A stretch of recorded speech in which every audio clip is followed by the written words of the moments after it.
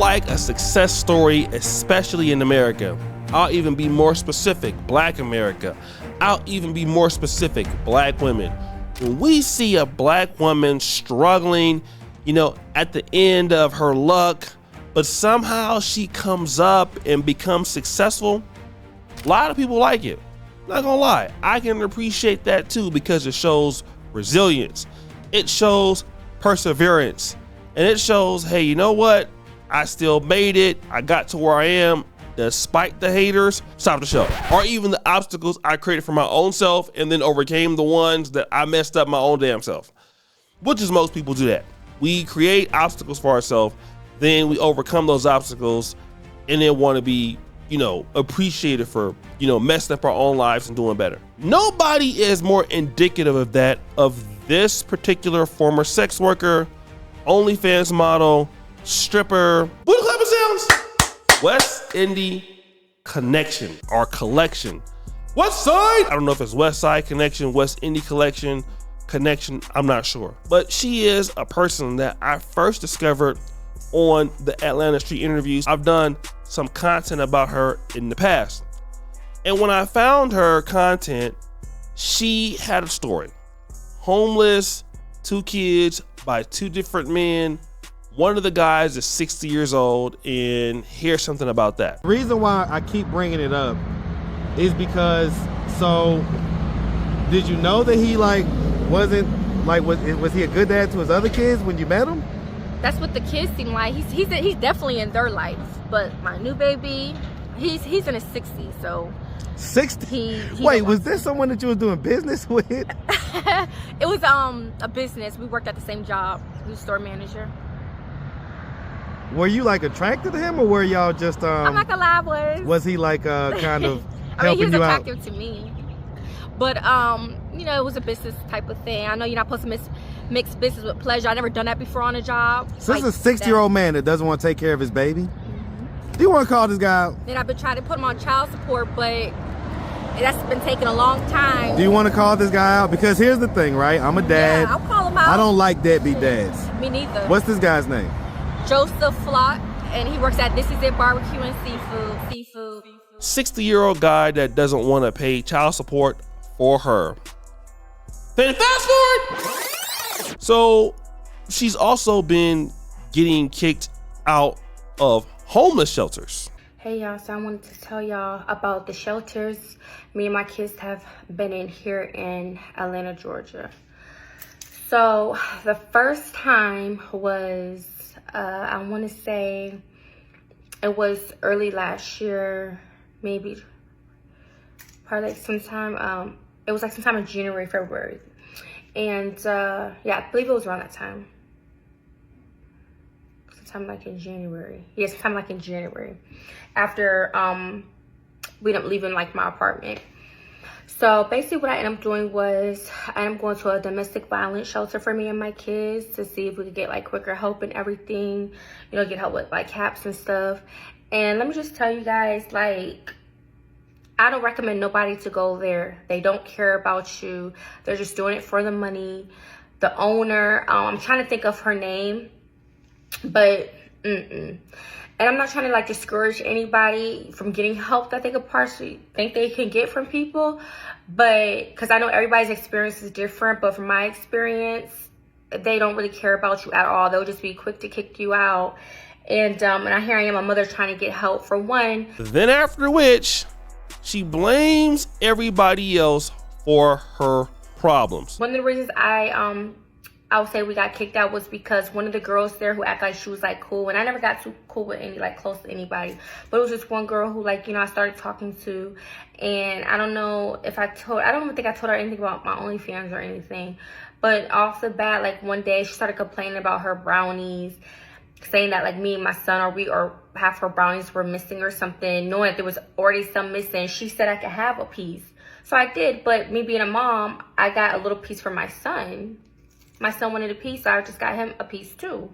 And off the rip, I knew you could just feel tension or somebody party on some weird stuff around you.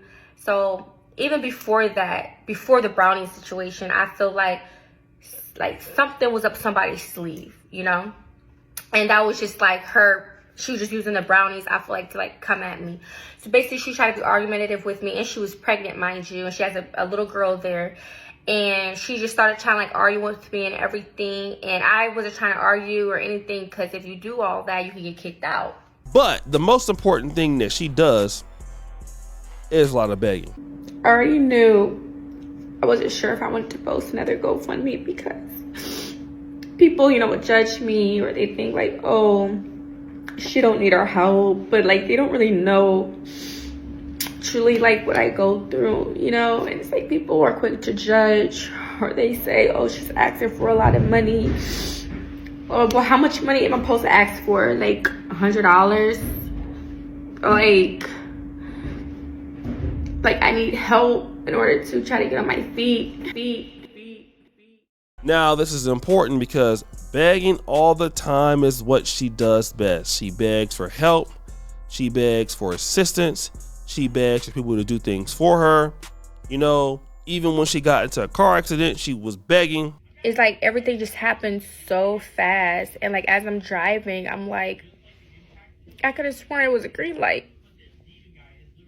I just feel like a bad person. Because one of the police officers said that I ran a red light.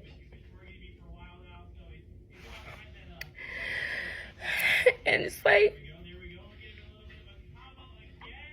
although I'm happy my kids is safe, it's like my car, I just got my car like in December, and I got a good deal on it. It was a used car, but it looked brand new. Whoever had that car took such great care of it. And I just got my car fixed. So if you look at the GoFundMe, she raised $1,417 on the GoFundMe. Pretty good. But guess what? She's begging. Again. Right now. And this is after she got into an apartment, a new home. She got some help from her fans, some help from her subscribers. But this is happening again. Thing is, so when I moved in, all I had to do was pay a prorated rent and then the security deposit. You guys, tell me why I was told, not by them, but I was told that I more than likely have to pay rent on May 1st, my son's birthday. And yeah, I did not know that, because I know when I was talking to her, she said that like when my rent is due and they'll give you like a 5-day grace period. But I'm up here going some shopping for my place and not even knowing that I may have to pay rent, the full amount, between May 1st and like by the end of the week or something. And I did not know that. So I'm definitely gonna need help trying to pay my rent for May 1st. I'm going to call in the morning though to like ask, but if they tell me I do, I'm gonna need some help, you guys, because I did not know that. She didn't tell me. She just told me that, you know, just make sure you pay your rent on time, that it's due on the 1st of the month, and they give you a 5-day grace period. If you're after that, then they'll charge you like a late fee. So you guys, so I also still have my GoFundMe if anybody can like willing to help me. Now, I talked to her ex-boyfriend, and that interview will be coming out. Shout out to my man, Mr. W. He's from the West Coast like me, but living in Atlanta. And I wanted to ask him some of the problems that he sees with West Indie Collection. This is what he had to say. So what was the final point as to why you decided that you wanted to end the relationship with her? Okay, so I just seen her not too long ago, less than a month ago. But before that, it was just, you know, you always just need it. You always just not having, and then you just want to blame everybody in every situation that's not your fault. And it's all your fault. You're the reason why you in that situation. You're the reason why you not having right now. You are the reason. It ain't because somebody's not doing something. It's not because your baby daddy's not helping you. You're not helping yourself. So if you're not helping yourself, why should other people help you? That's right. You should understand that and take accountability. You know what I mean? You know what I mean? He's respectful, but to the point. She's unaccountable. No accountability. doesn't want to really work. She says she wants to work, but she wants a free ride. So every time she gets into a situation, somebody has to bail her out. And have you ever dealt with a woman like that before? Always begging, always entitled to what you have. And you know what? That person becomes a burden. And they are. Not only are they a financial burden, they're an emotional burden. Like, let me give you an example of what I'm talking about. Storytime music. If you've ever been in a relationship with a lady, and you could be a person that's jovial, a person that's in a good mood, but you talk to her, all of a sudden you ask her a question like, yo, how are you doing today? And she'll be like, not so good. And you'd be like, why? I'm just suffering. I need $100, but I don't know where I'm going to get it from. You know, my son is acting up. So, you know, stop the show. That's dry bagging. You feel obligated to have to give her this money, even if you may not have the money because you don't want her to be sad. But at the same time, she's draining you. And every time you deal with her, she's draining you. Have you ever been around people that in order for you to be around them, you have to always suffer to be around them? Like, there is no benefit from you, but to be around them, you're always suffering. The only time y'all actually can get along is booty clapping sounds when you're cheek clapping it up, and that stop the show. And that's even if that's good, because sometimes that might not even be good. You know how it goes. So here is this lady right now abusing her audience, begging again for some more money because you have 2 kids by 2 different dudes. You don't have enough money, and you just got monetized on the platform. But what you don't know is you're going to alienate your audience because you're out here asking for money like all the time. So even if you do get the money, you're not able to keep it because you can't manage your money. And it's just like Tiffany Hingard out in Dalton. You want money a lot, but you can't manage it. And that's something that I noticed about people who always love money.